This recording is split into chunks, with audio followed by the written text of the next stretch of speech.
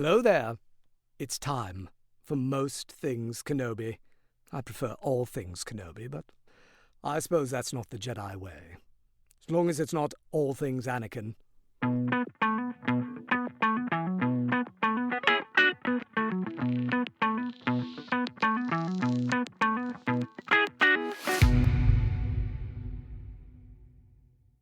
Hi, everyone. Welcome to another episode of Most Things Kenobi, a podcast about Obi-Wan Kenobi and all things Star Wars. I'm your host, Lauren. And I'm your host, Leanne. And this episode, we are discussing something called the Dark Jedi. Yes.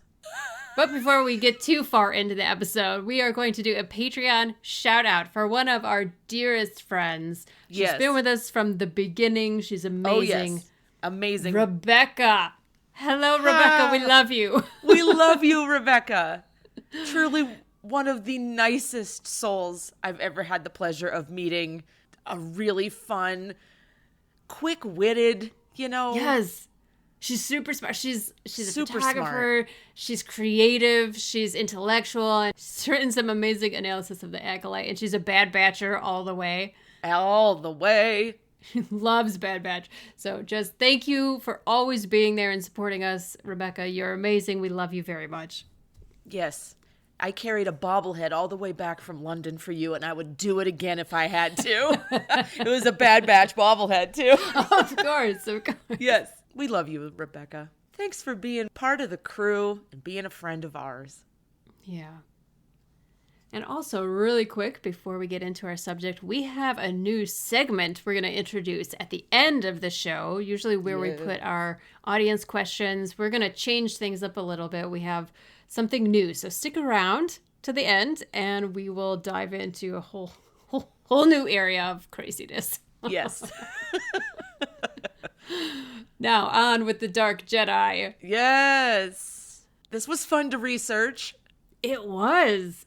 I was surprised to find that it's really more official than the Grey Jedi. Oh, yeah. Yeah, definitely. In fact, there are factions of Dark Jedi. I want to misspeak and say gray because they're not grays. I also don't want to say dark Sith because they're not Sith. That is very clear. Right. That was interesting to see. And that, because of course, there's going to be different explanations for Dark Jedi depending on if you're looking at canon and legends. Right. Totally. Of course, legends, the article is like 5 million words long. Yes, of course. Pages and pages. It's a dissertation, and I love it.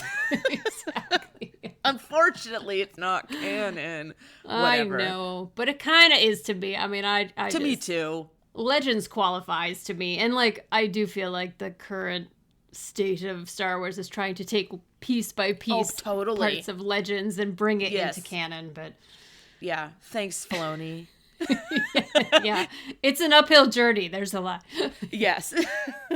He dipped his toes in and plucked a few things out, and everyone's like, hey, this is really working. We should do more of that. Yeah. Do it for us real fans that love Legends. That's all we had for a really long time was Legends. It really is. Like, if you grew up, quote unquote, and Legends was your backbone for a while, that carried Star Wars in the gap of nothingness that happened there. It was all we had. So I'm not ready to just get rid of it. I acknowledge it's not canon. I also acknowledge that it is. Right, exactly. It's that weird dynamic of yes and yes. Yeah. Both can be true. But really, the definition of a Dark Jedi is not a Sith, but someone who turns to the darker side of the Force, and they utilize darker parts of Force wielding. They can either be former Jedi that turned, even for a brief period, because I couldn't believe that Quinlan Vos was actually considered a Dark Jedi for that small period of time. Me too. I was surprised to read that, even though I've read Dark Disciple and it kind of makes sense. Yeah, but it does. It does. I personally considered him always just a regular Jedi because he didn't go into it planning to become a dark side user. But that's right. He started to walk that line. If you do dabble, that's the first indication that you can fall victim to the power of the dark side. And you don't have to buy into the Sith code and the Sith.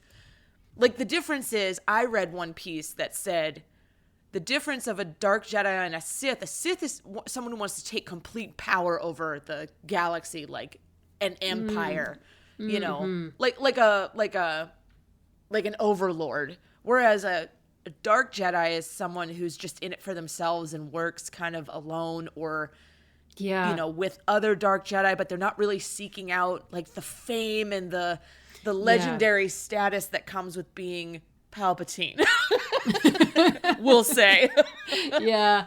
It was interesting to realize that most dark Jedi are loners, kind of, but that the Sith is like an ideology or a culture or a religion, however you want to kind of categorize it. It's a set belief system, whereas the dark Jedi don't live by a specific code or anything like that. Oh, that's what makes Ahsoka's statement as "I am no Jedi" so powerful, because she's the flip side of that. She's not a Jedi. I mean, she was brought up as a Jedi, trained as a Jedi, and then broke away from that, but is still on the light side and does things for the good and is totally selfless.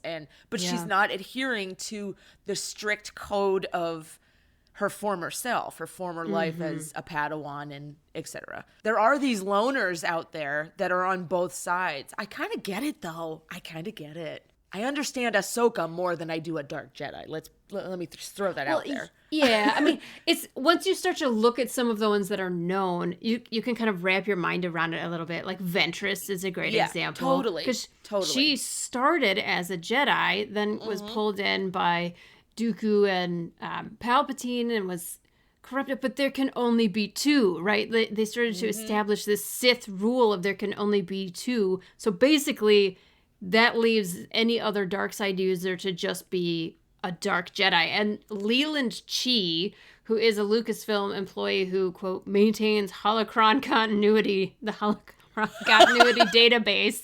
Okay. I love that. He said, I know, right? Like, we need it. We need someone to keep track of all of this insanity. He said that Lucasfilm avoids the term Dark Jedi where they can, but that they define Dark Jedi as any dark side user. Yeah, that makes sense. It could be a Sith, but mostly they're called Dark Jedi as like a blanket term, an umbrella term. Yeah, because you can be a Force wielder, but not have been previously trained at all. Right. You don't have to actually be a former Jedi, which this is under the Legends tab, so maybe this is not considered true by Lucasfilm nowadays, but, you know, Leland Chi is in charge of the database that's on StarWars.com, so yeah, I would take his word for it. I would take his word for it, yes. It does make me wonder, and it made me wonder when I was researching this, since you brought it up too, the rule of two exists for actual Sith. If you're in a position where, like Palpatine for a time, where he had Dooku and then Dooku had Ventress. So if you think of the law of succession, Palpatine eventually dies, or maybe not him, because, you know, somehow Palpatine returned. Yeah. So, well, let's pretend he eventually died, and then Dooku would take his place, and then Ventress would be the Dooku to the Palpatine, if you're following. Yes. Right? So the succession. What happens then with this rule of two if Dooku gets rid of Ventress and takes on a new one, and then Palpatine gets rid of Dooku, and you know, and then there's like Maul, who he got rid of Maul, and he's discarding all of these people, and there's only supposed to be two. You're literally making more Dark Jedi because you can only have two. So do you necessarily, as a Sith, want these rogue non-Sithers walking around being mad? Or that's such a good point. Like, because if you can only have two, what do the other ones do? Well, they apparently snub their nose at Dark Jedi, like the Sith snub their nose at a Dark Jedi and act like they're not as good, not as powerful. A bunch of them are ex-Sith. Like you said, like Maul is a great example. He started as Palpatine's apprentice and then died and really just fell into a trash compactor for 15 years. But like when Palpatine found out he was still alive, he went and took him prisoner and captured him. For what purpose? I mean, you have to read the comic book, I guess, to find out. He couldn't have that menace running around in the galaxy, creating a bunch of crime lord families and taking over Mandalore, which is what Palpatine had always wanted. Like, what the fuck was he thinking was going to happen? This is where I'm at with that question, because you're going to have ones that just go off by themselves. Like, I'm thinking Balin, Balin Skull. I'm thinking he doesn't seem like he would interfere. Some of these ones, they just want to go off and do their thing, right? But then there's, or maybe not, but then there's the wild cards like Maul, who have that vengeance bone, who would like take it to Palpatine and be like, oh yeah, well, watch me do this, you know, and cause trouble for all of this. So it just made me wonder, like, maybe they should have had more than two, or maybe just none at all. God, I know the whole "there can only be two" thing is just so Highlander, but that's only one, I think, right? Like, there can only be one. The Sith are one-upping the Highlanders, but the Sith are confusing to me sometimes. Yeah. I know, because they're such zealots. Like, they're such firm believers in their own ideology, but there can only be two of them.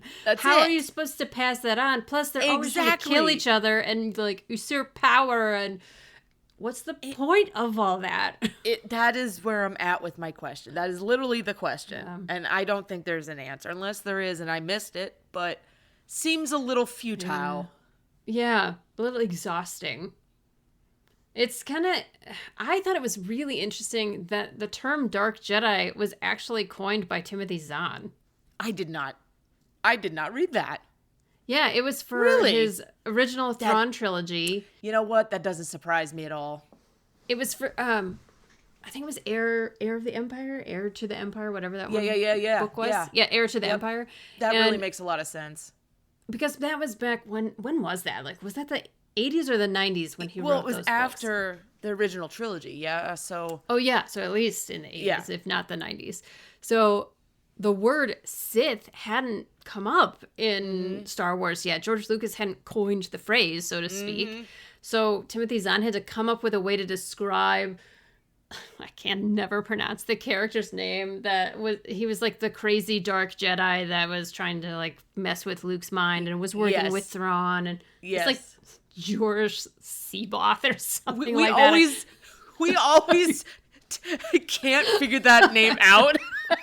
We always fumble it. I just need to Google a pronunciation and stop messing it up, but...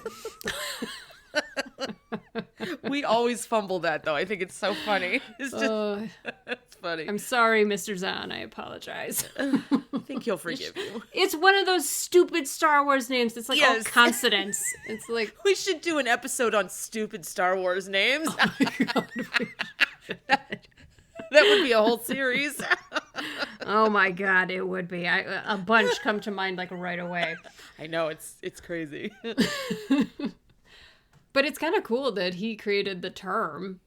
It's long-standing. And that it carried on from, like, legends into... Whereas, I feel like Grey Jedi... I don't remember. Did we say if Grey Jedi was just a term that fans came up with?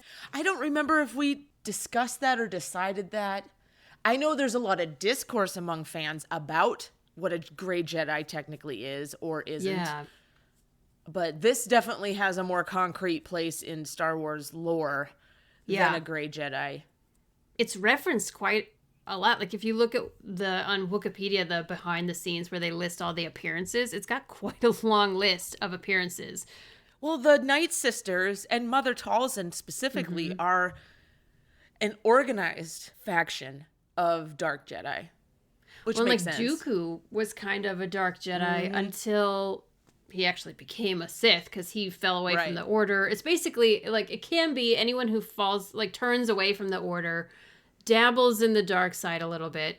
I think they were saying that Inquisitors don't count. The canon definition, Force sensitives who were devoted to the dark side of the Force but were not Sith nor members of the Inquisitorius. So they're their own? I guess. I mean... Although like Leland Shee would argue that they're all dark Jedi. well, true. They're like subset A and B of dark Jedi. Yes, like yes. the subsets of the Knights of Ren are also referenced as dark Jedi. Oh, interesting. Yeah, because I've seen Ben Solo and like Kylo Ren kind of thrown around as a dark Jedi, although he would probably consider himself, I don't know, Sith, maybe? I don't know, because he's descended of Vader, but also under that... What was that guy's name? The big Andy Serkis character that was... He was on the list as being a dark Jedi, and I was like, no, he's Sith. But I guess he wasn't. It was, I can't think of the character's the name. old guy. Snoke. Thank Stupid you. Star Wars name. So awful. Well, let's list a couple of them, because some of them we're really familiar with. So Ventress is one, and then yes, like you said, Quinlan is considered one. I know. Back and forth. There's something in me that just doesn't want to accept that, but I guess by definition he was. But then he came back, and so he turned it around. My question is, once you've dabbled in it, do you ever really come all the way back? I don't know. That's a good question. It's like... I don't know. It feels like you would have to have a lot of self-control to never tap into that part of your strength again, your power again. I don't know. If it were me, I'd just lay the whole thing down. Like, you know how Leia was... Mm-hmm. She knew that her biological father was a mess, and she's like, you know what? I have too much anger in me. I'm not even going that direction. I'm not even going to use the Force so that there isn't even an inkling. That's a lot of she trained with Luke, and we know these things now, but she did make a choice at one point to be like, not doing it.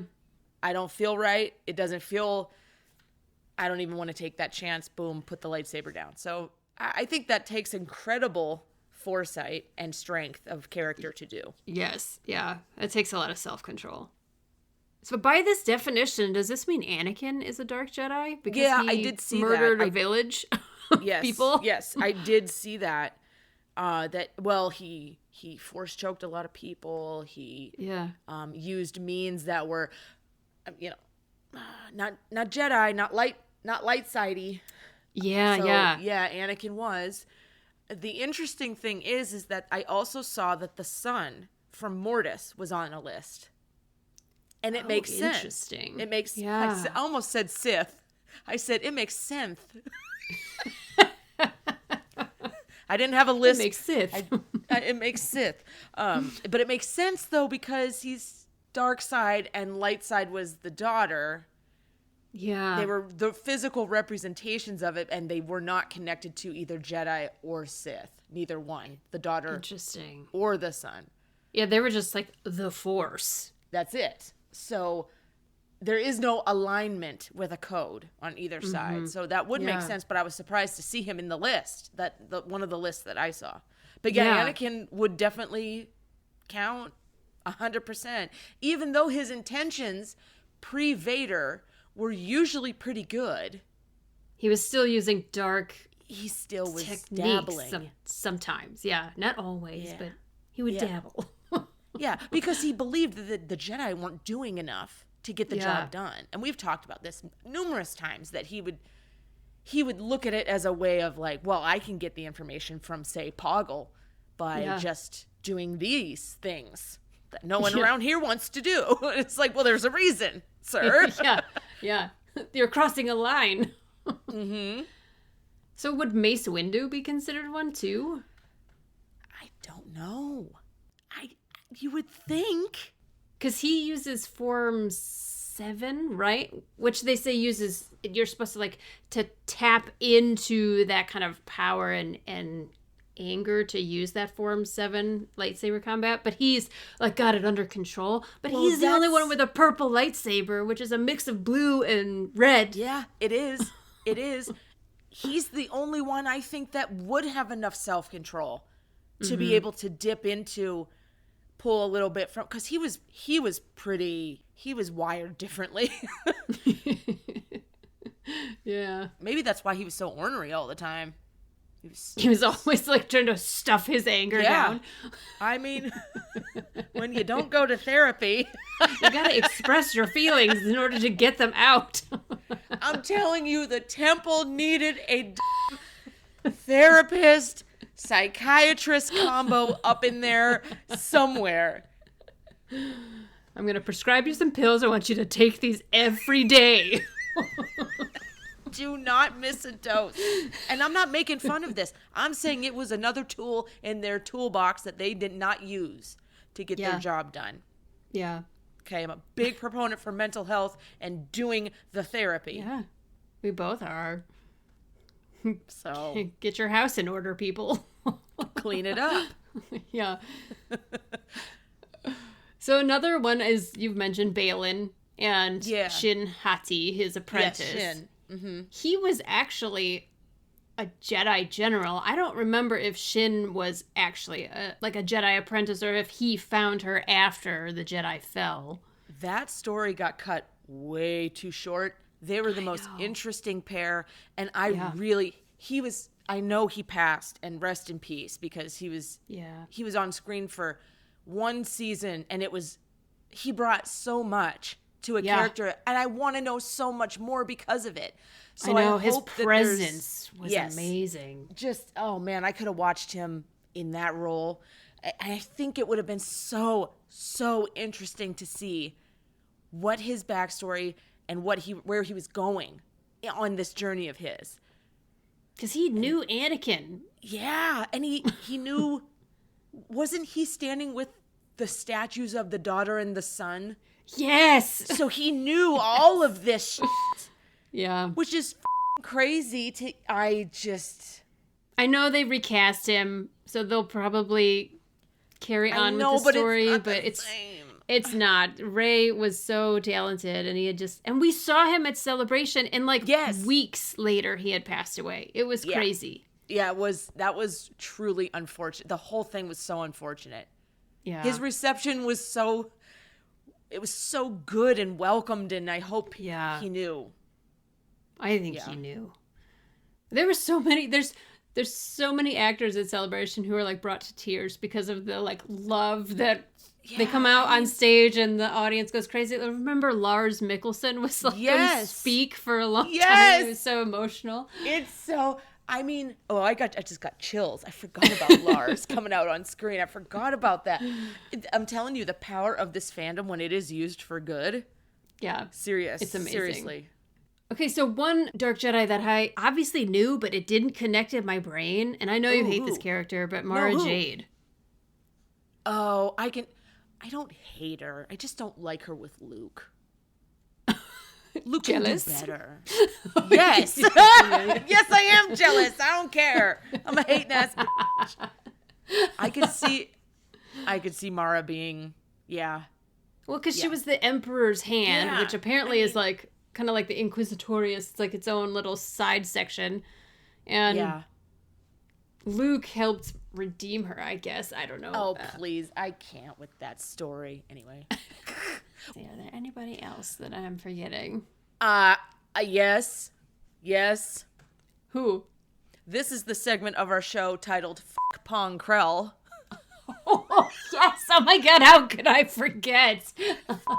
Pong Krell. I don't know. Did the ones in the back hear it? Let me say it again. Fuck Pong Krell. Say it with me, MTK fam, because I know you are. He's a dark. Oh my God, he's just dark, man. He's not a man. Whatever he is, the giant wobble chin and the 600 arms. Bad. Terrible. I hate him.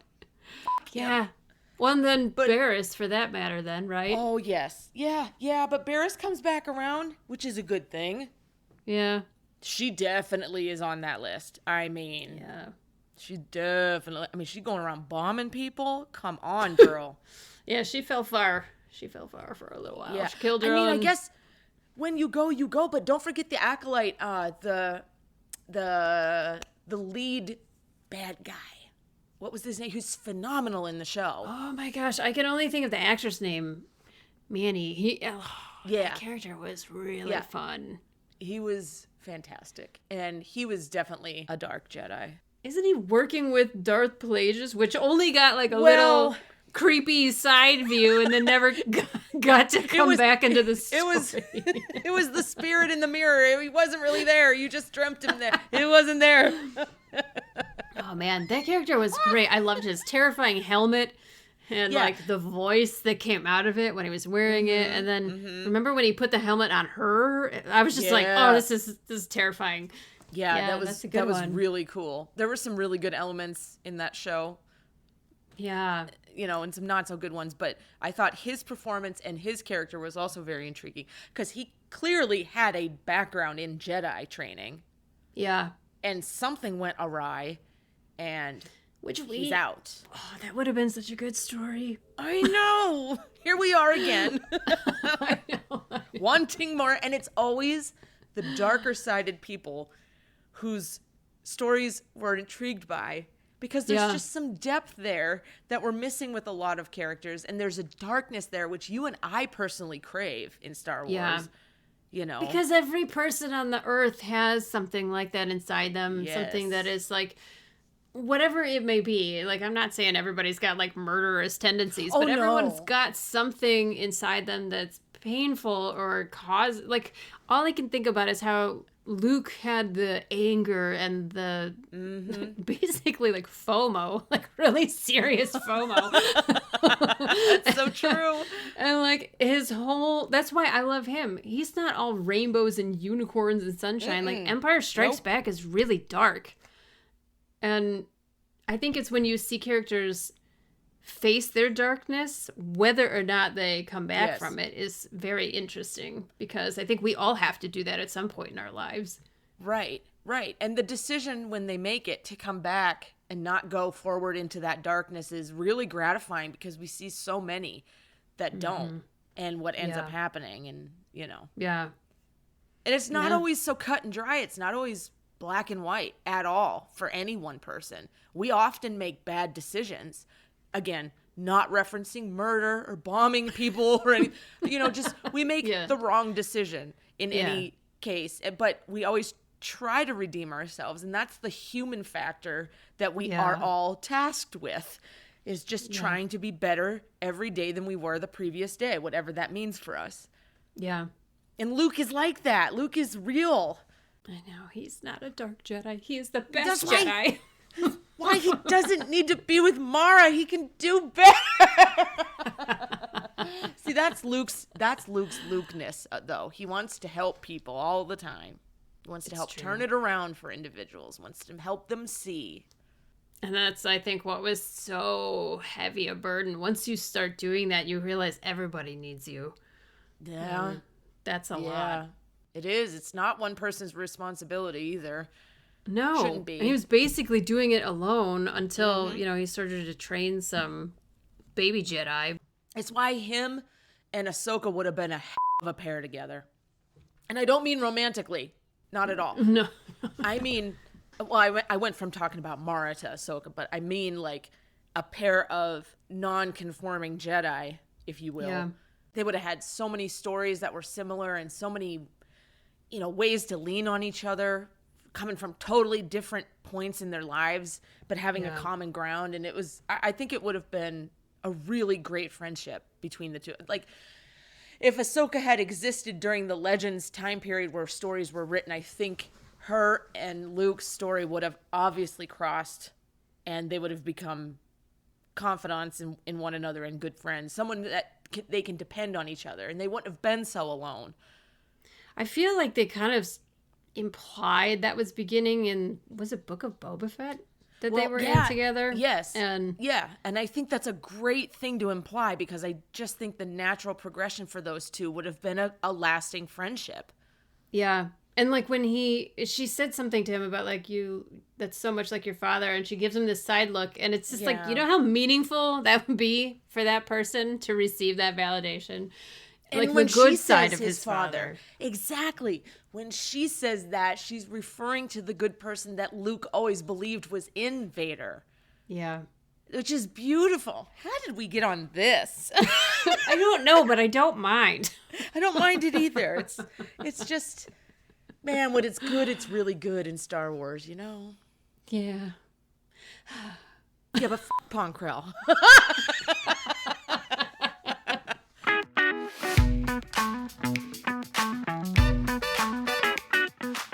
New segment starting now. Woohoo! Okay, so our Jedi Masters on Patreon will periodically be given the opportunity to just submit questions for us to answer. And they could be about anything. Like I said, you could literally ask us, how long would it take a duck to fly to the moon? Or anything like that. Like, Please don't ask that. I'm kind of curious how long a duck would take to fly to the moon. But a little curious. That's how my brain works. So we've put out our post and we have already gotten a ton of questions from our Jedi Masters. So we're going to answer a couple of them as fast as possible because we got like 13 and I don't think we can answer that many. Oh, no, we'll sprinkle them into future episodes at the end. So no worries there. Yes. All right. So the first one is from Dan. Yes. Dan. What's up, Dan? He said, I feel like there are two Star Wars universes, one for the casual fans that pull in the box office revenue, and another for the deep cut fans, us, LOL. Yes. The two rarely seem to sync up. For example, we all loved Ahsoka, but the casual fan probably wouldn't get it, and I feel like the franchise is constantly riding a fine line of which direction to go. Where do you think Disney should take it? So should Disney do fan service, or should Disney be tailoring its content to us deep cut fans? Disney's a moneymaker, so they have to walk that line. You know what I mean? That's such a good point. They're a huge corporation. They have to be profitable. Follow the money. So, yeah. To me, I feel like if you can do both, pull in your revenue, but then every now and then give us deep cut fans something to salivate over, that's good enough for me. Well, how do they get new deep cut fans? They have to grow them. And they're going to grow them by ignoring what the current deep cut fans. Listen, if I had my way, just do it for us deep cut fans. That's what I think. But they got to do it right, or they're going to get rid of us in the process. And you don't want to lose us. You don't want to lose us. Yes, because we're rabid fans. We're the ones keeping them in check too. That's true. They do pay attention to what the deep cut fans say. Yes, sort of. Some of us. Not all of us. It's fine. I personally would. I know this is maybe not such a popular opinion. I've heard people disagree with me, but I really wish there wasn't so much content. Like, I'd be okay with them cutting back a bit. I agree. Space it out some more. Yeah. Don't dilute the content with so much stuff. Yeah. I would rather have more that's good. Or I'm sorry, less that is good than more than is just okay. Quality over quantity. Yes. All right, I have a question that's only you can answer because I'm not familiar enough to answer. Yes. From our dear friend, Ben. We love you, Ben. What's up, Ben? In your opinion, which Lord of the Rings character would be the best Jedi? Faramir. Ooh, my favorite character, even though I'm not that familiar with all of the Lord of the Rings stuff, but he's my favorite. Yep. He was confronted with the dark side, and he chose not to follow it. And he was always fighting for the good. He always did what was right, even against his own family. Yeah. Love that. He's also from the old. He's got Numenorian in him. Yeah. Yeah, Faramir. Oh, yeah. Yep. Okay. Would you rather... Oh, I'm sorry. The next question is from Adela. Oh, hi, Adela. Adela has given us so many good questions. I'm going to pick a few of them. Of course she has. I know, right? Because she always comes up with the best questions. So she asks, this is a classic. Would you rather fight an Ewok-sized Wookiee or a Wookiee-sized Ewok?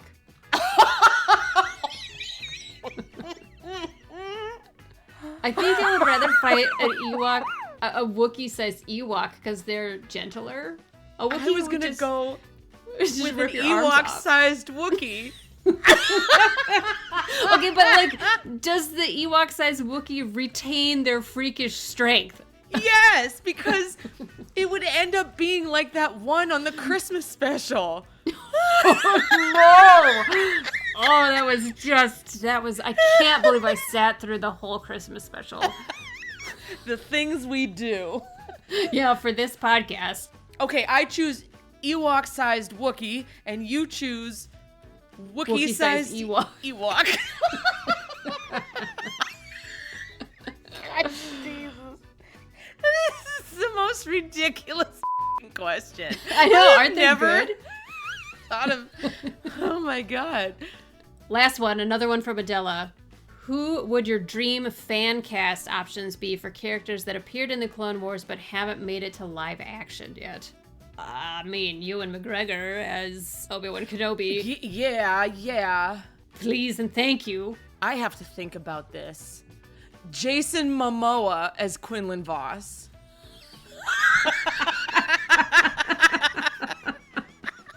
Yes? Oh my God, my brain would never have gone there.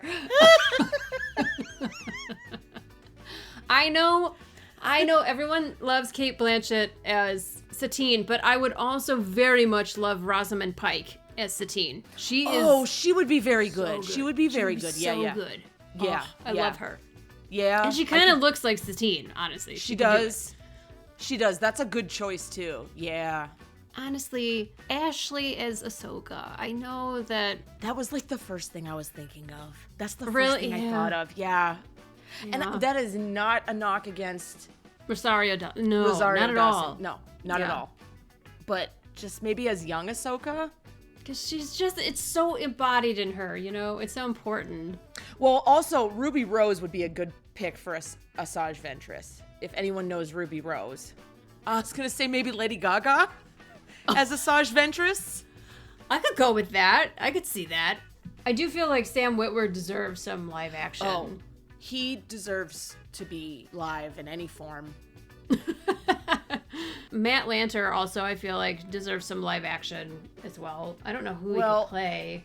Oh, I'm seeing someone saying Jake Gyllenhaal as Kanan. Oh. What are your thoughts on that? Yeah, but no, you gotta go with Buffy's husband. What's his name? Freddie Prinze Jr. Yeah, Freddie Prinze Jr. He could do it in live action. Yeah, yes. He's an actor. He can do it. He kind of looks like it, but I don't know that Jake Gyllenhaal looks enough like Kanan for me. I'm seeing David Thewlis as Yularen, which is brilliant, actually. I love David Thewlis. Oh, he's perfect for Yularen. Yeah. He's perfect for Yularen, yes. Because he's Lupin in Harry Potter. Yeah, he's Lupin. He's been in everything. He is a fantastic actor. That would be great. All right, well, I don't know. Is that enough? That's enough, yeah. I could go on and on.